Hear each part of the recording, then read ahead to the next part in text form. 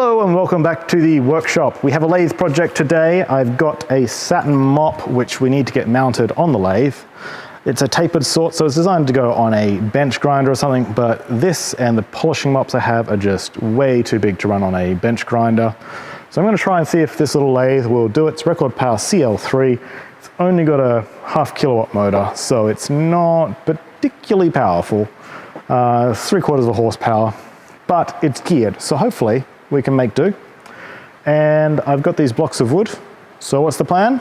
What I'm planning is this is going to be the headstock side, this is going to be the tailstock side.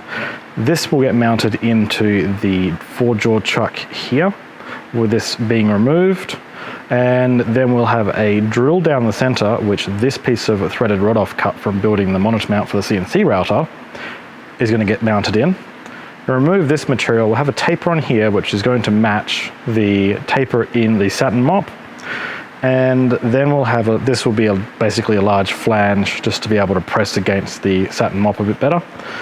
This will go through into the tailstock, which will just have a bore on there, and then we'll have a bore on the other end which is going to go into the live center. So the live center is not going to press up against the end, it's actually going to sit inside, which I think will be a lot more secure.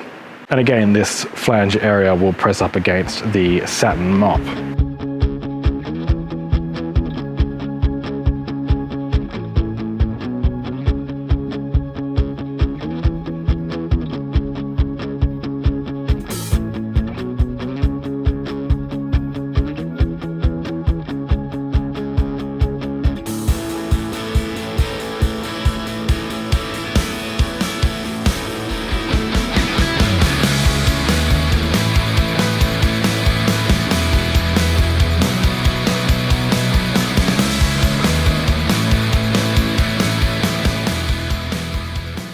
I've got this mounted between centers, and because we're going to end up getting end grain here, got it at maximum speed, freshly sharpened tools, I'm just going to part in, hopefully, or part in, and we'll get a shape for the jaws to grab onto in the chuck.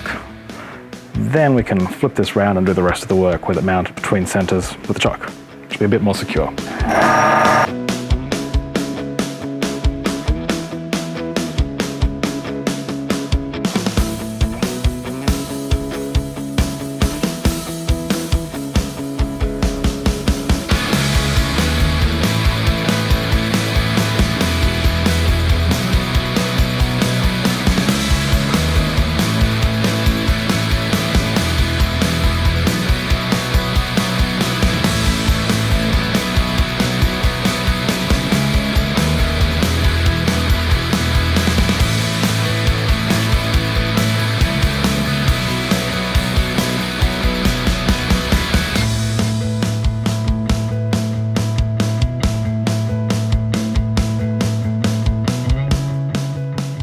Getting a little bit worried about the structural integrity of this little nib which is left with that end grain. So what I'm going to do is drill through. This is still, even with this chip, still big enough. I'm going to drill now, put the hole in for the threaded rod, get the threaded rod glued into there, which will support that whole mandrel hopefully, and then we can turn it down to its final size.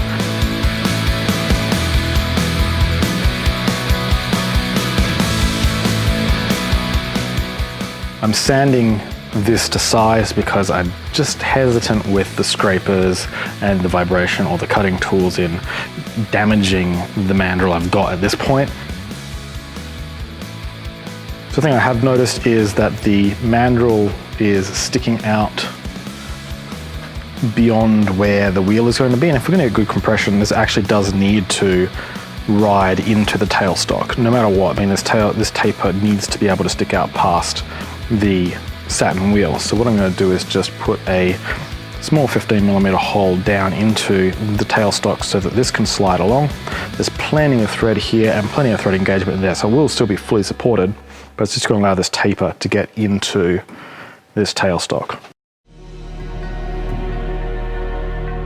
So here's the assembly all together, and I think that's going to work, so I need to give this a test run.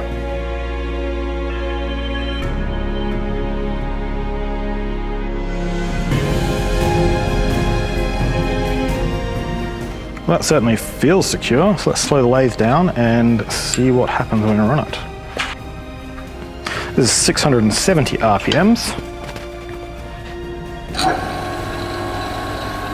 Looks good. Then we can go definitely faster than that. Okay, 1,400 RPM. Yeah, the lathe's not vibrating. Looks to be a pretty good little mandrel.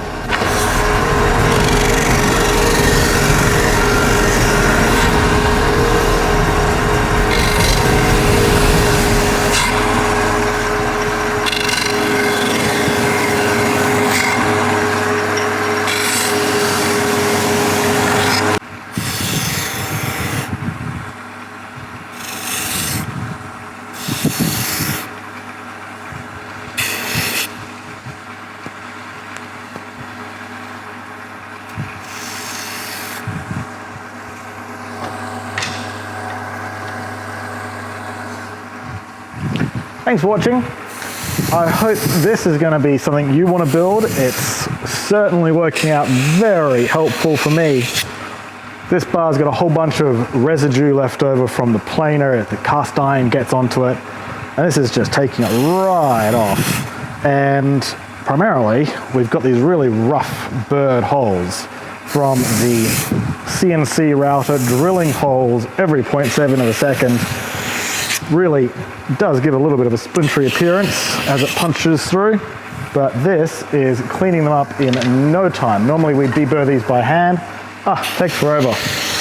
So we also mount a polishing mop on here as well, which is great for finishing off pens and bowls, and be using it on these as well once these have got urethane on them. Give them a final buff, really make them shiny. Certainly is a really cool attachment.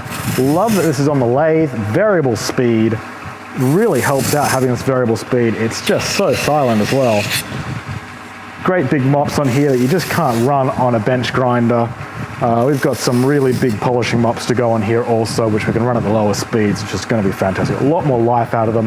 The big mops cost almost the same amount as the small ones, so why wouldn't you go for the big giant ones? If you liked the video, you think this is something which would be useful for you, please leave a like on the video. It really helps and be much appreciated. Got any suggestions on how we can maybe make this better or other ways to mount things? Leave a comment. This has just been built out of scrap, so you know, you can't get much better than that. Very effective, very functional, and at no cost to me is always a good thing. I will note, safety-wise, I should be wearing a respirator for this because it's creating a lot of fine dust, and I should be wearing a visor. I'm not, because it really messes with the microphone. You can't hear a thing. So I do suggest wearing a respirator and a visor because, you know, you don't want to harm your health. Have a fantastic day. If you like these sort of projects, you like seeing workshop builds, you like seeing things get done around the place, lasers, CNC routers, all sorts of cool stuff, go ahead, check out some of our other videos. Think about hitting subscribe. It means the world to us. Have a fantastic day.